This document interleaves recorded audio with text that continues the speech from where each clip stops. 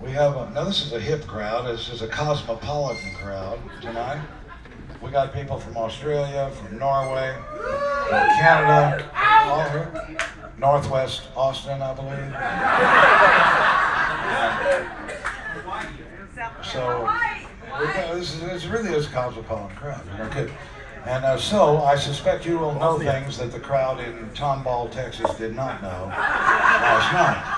Well, that's not their, none of them, nobody in the audience had ever heard of the song Christmas Card from a Hooker in Minneapolis.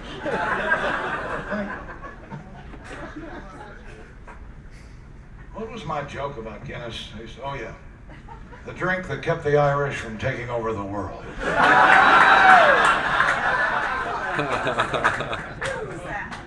Don't die on me, motherfucker, come on.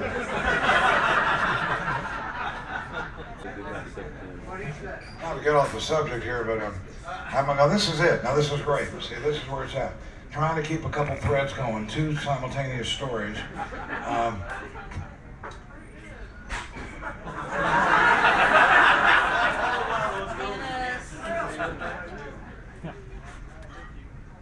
Willie! Tomball, well, I've got the Tomball story. We've got Tomball and Willie going at the same time. The Tomball people did not know the song Christmas Card from a Hooker in Minneapolis that Tom Waits wrote about 50 years ago. How many people here know the song? Can't be many. Now, how many of you know My Shit's Fucked Up by Warren Zevon? Now, we recorded My Shit's Fucked Up. Warren, it's a very funny song. It starts off funny, ends rather tragically. Warren wrote the song as he was dying of cancer, but what he did really was, it's not just a song about a guy dying of cancer. It's about, My Shit's Fucked Up is about the best description of what's going on in the world today. I mean, there's a lot of shit that's fucked up today. And so anyway, I'm unable to perform this song for you tonight. I would do it, but that's kind of an arrangement kind of thing. And so when we start this tour next month, we'll have My Shit's Fucked Up and Christmas Card from a Hooker in Minneapolis. But as to the Willie song, I did smoke a lot of dope with Willie a couple weeks ago when we recorded this, and I got so high I needed a step ladder to scratch my ass. And my facial muscles became paralyzed, so I couldn't smile. And now, I don't share any of Willie's interest in the sport of golf. I just don't play it. I find it stultifyingly dull. And the only two good balls I ever hit was when I stepped on the garden rake. Now the Lupicanos joke, I think, is a good one. I'm going to stay with it for another show or two. And if it doesn't work, then... I have followed one piece of it. Well, Willie gave me several pieces of advice. One thing he said was, if you fail at something long enough, you become a legend. And of course, he also gave me this great advice just before I ran for governor, which was a race that we won every place but Texas.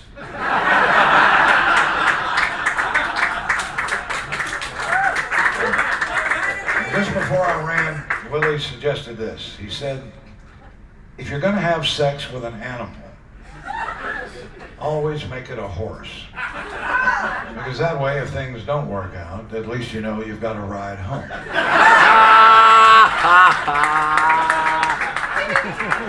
Serve me well.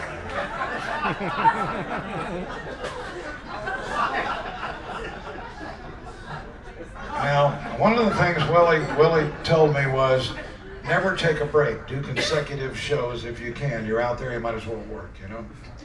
And he also said, pretty soon, you start running on pure adrenaline. And I tried this in Germany, Switzerland, and Austria. Where the hell was it, Brian? This must have been late last year, I guess. Did Brian pass away, or is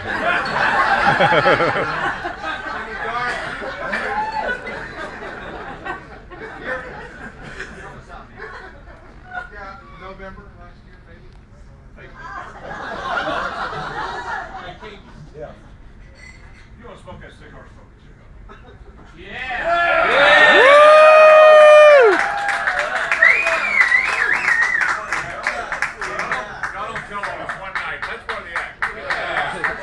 show. The problem is here, I truly am a man of the people, and I couldn't possibly smoke it if other people are not smoking. So I'm not going to smoke it, okay? But I appreciate that very much. Very nice spiritual. I mean, it's too much of a paper. I'm not in the Pope for somebody. I'm more, frankly, I'm closer to a Walmart greeter than anything. That's what my heart is. Now, what were we yapping about? Yeah, in Germany in November. Now, I don't know if we have any Germans here tonight, but the Germans, I always point out the Germans are my second favorite people. My first is everybody else.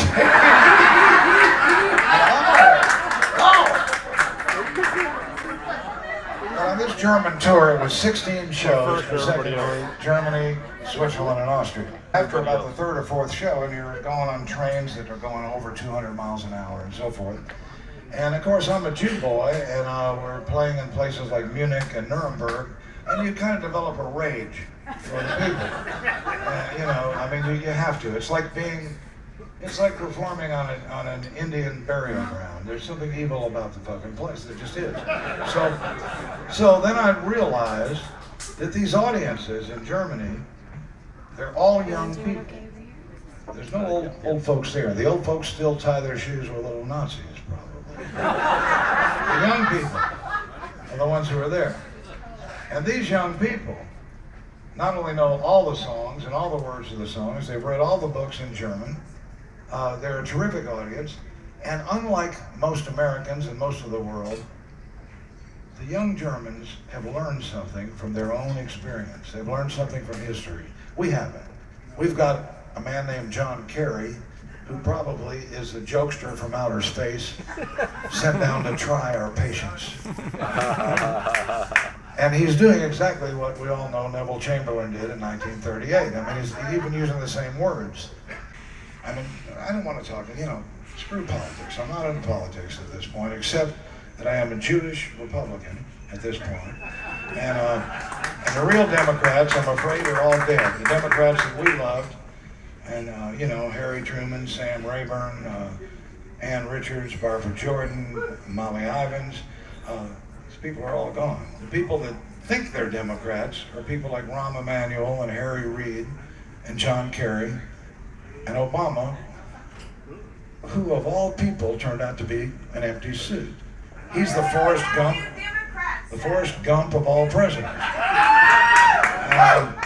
Sing a song, Kinky.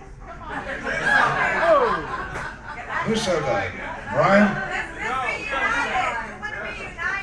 All right. Do what? Be united as a country.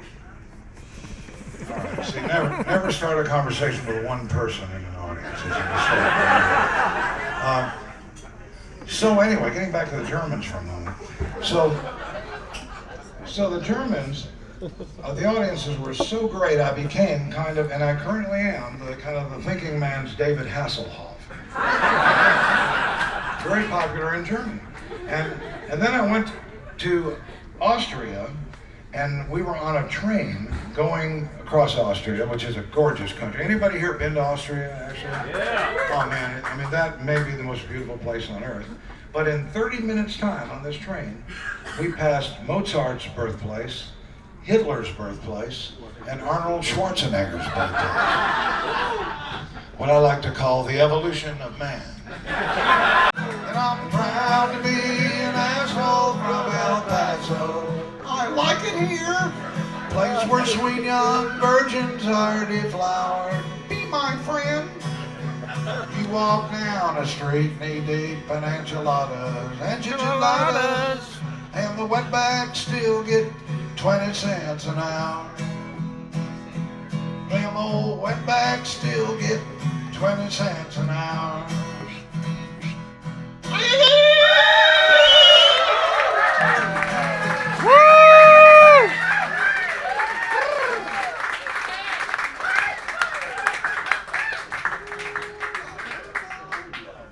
So I go into the UPS store in Kerrville, Texas last week, and a guy there tells me, "You look like the white Richard Pryor." We Jews believe it was Santa Claus that killed Jesus Christ. You know, you don't look Jewish, he said, near as I could figure. I had you lamped for a slightly anemic, well-dressed country nigger. Oh, they ain't making Jews like Jesus anymore. They don't turn the other cheek the way they done before. He started into shouting and spitting on the floor. Lord, I ain't making Jews like Jesus anymore. He says, now I ain't a racist, but Aristotle Onassis is one Greek we don't need.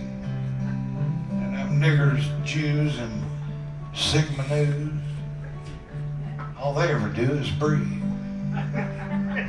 Antelops and mix and slopes and spicks and spooks are on my list. And there's one little heave from the heart of Texas. Is there anyone out there? Oh, well, I hit him with everything I had right square between the eyes. I says, I'm gonna get you, you son of a bitch, you spouting that pack of lies. If there's one thing I can't abide, it's an ethnocentric racist. Now you take back that shit you said about Aristotle Onassis. Oh, ain't making Jews like Jesus anymore. We don't turn the other cheek the way we done before. Well, the whole damn place was singing as I strolled right out that door. Lord,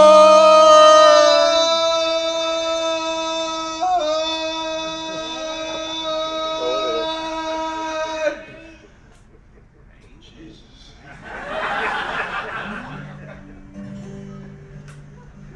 You know, folks, Jesus loves you can be very comforting words unless you hear them in a Mexican prison.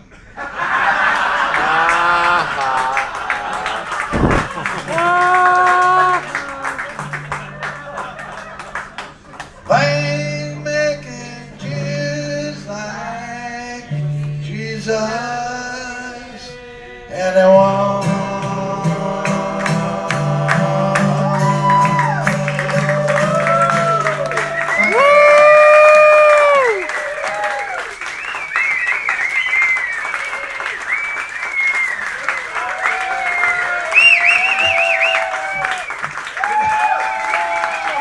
Architect no more. Architect. Got up that morning, calm and cool. Picked up his guns and walked to school. All the while he smiled so sweetly, and he blew their minds completely. They've never seen a Eagle Scout so cruel. Won't you think of the shame and degradation of all the school's administration? They put on such a bold and brassy show. The chancellor cried, it's adolescent, and of course it's most unpleasant, but I got to admit 'twas a lovely way to go. There was a rumor about a tumor nestled at the base of his brain. He was sitting up there with his 36 Magnum, laughing wildly as he backed him. Who are we to say the boy's insane? Now Charlie was awful disappointed, else he thought he was anointed to do a deed so low down and so mean. Students looked up from their classes, had to stop and scratch their asses. Who'd believe he'd once been a Marine? Now Charlie made the honor roll with ease. Most all of his grades was A's and B's. A real rip snorting trigger squeezer, Charlie proved a big crowd pleaser, though he had been known to make a a couple of seeds. That I'm very impressed with. I just got to tell you, I made a point. I told them I'm not going to be lecturing you about morality here because none of you were there when any of this shit happened anyway, And you guys, if we went to Ancestry.com, we would find that somebody here had a grandfather who was a defender of the Alamo. Maybe they didn't know it. That's what we would find. If these German kids went to Ancestry.com, holy shit. They would find that their grandfather shot 600 little gypsy children in a ditch. That's what they would find. So that's what they're dealing with. And that's part of this. I tell you, I absolutely felt so good around these people. There was a guy that had a book of mine that he wanted to sign. And I said, well, how do you want me to sign it? He said, sign it. I thought that was a human mannequin jumping up and down having. I'm sorry. I can't see, I can't hear. I'm trying to, no, just as you were. I wasn't trying to be critical of anyone. I love these guys. It looked like an act of intercourse going on. Which one man was moving. What was I talking about, sir? German youth. Hitler youth. What was I saying? Oh yeah, what the hell? Oh yeah, this guy wanted a book signed, and he came up to me and he said, will you sign this book, writing down your memoirs on some window in the frost? And then these damn kids, wait a minute, get this thing in a minute, because it's kind of important that you could look at a German audience as opposed to a British audience, for instance, and they wear their emotions on their sleeves. So when you're playing Ride 'em Jew Boy or Sold American or the Ballad of Ira Hayes, they're fucking crying. You're looking at an audience that's in tears. And anyway, I'm deeply impressed with these young people, and I'm not kidding.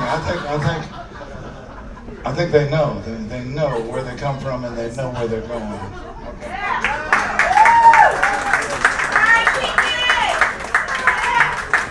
The David Hasselhoff, the new David Hasselhoff. All right, somebody requested this song, and I forgot who he is. I very rarely do that. I'm a good little politician. Who requested the song Autograph? And you're from Norway?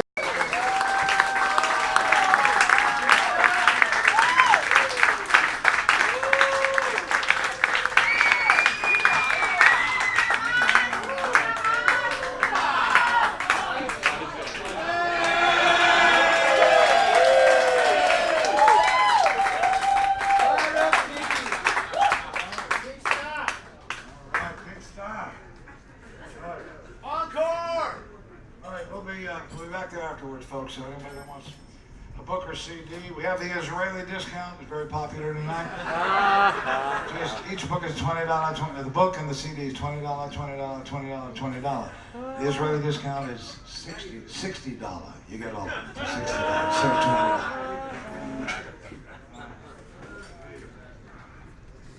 Folks, I've got to tell you this tonight.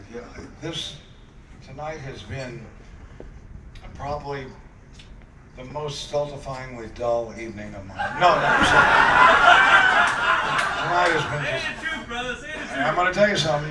There's a lot of friendly ghosts around this place, and I'm not kidding. A lot of people have been on this stage and been here that represent the best of Austin.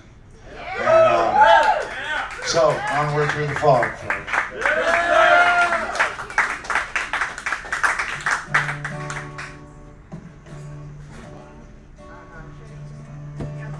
Lose the track of time and let it flow by.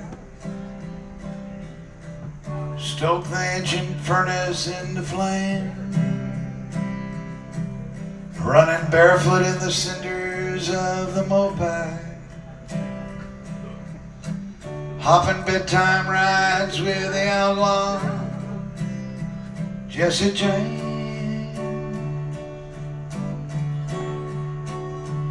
And I'd ride the Silver Eagle to the last town on the line, Railroad ties are not, my friend, the only ties that bind. Watch the troubled countryside gently fall away. Silver eagle, hold me, guide me.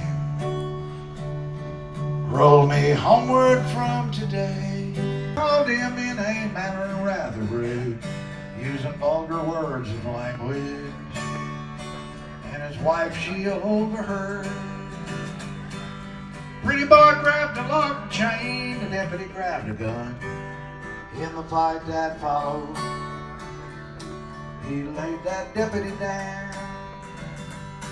He took to the woods and timbers, he lived a life of shame. Every crime in Oklahoma, they laid onto his name.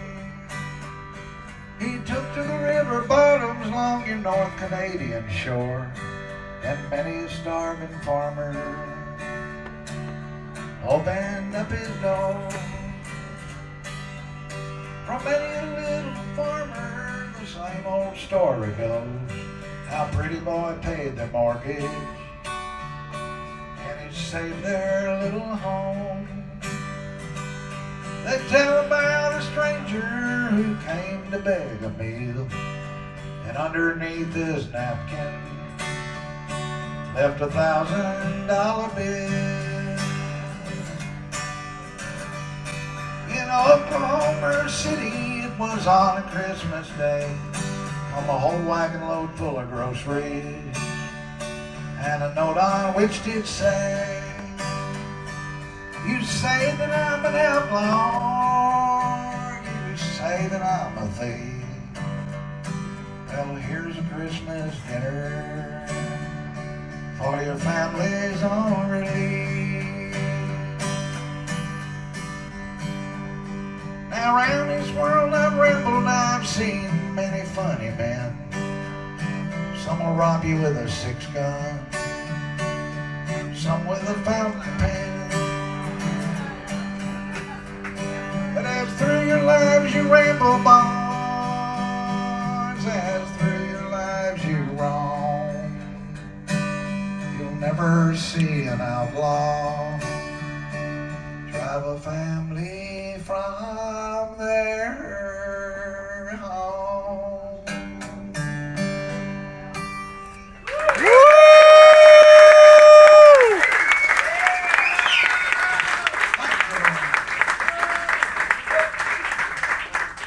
Thank you, folks. It's been a financial pleasure.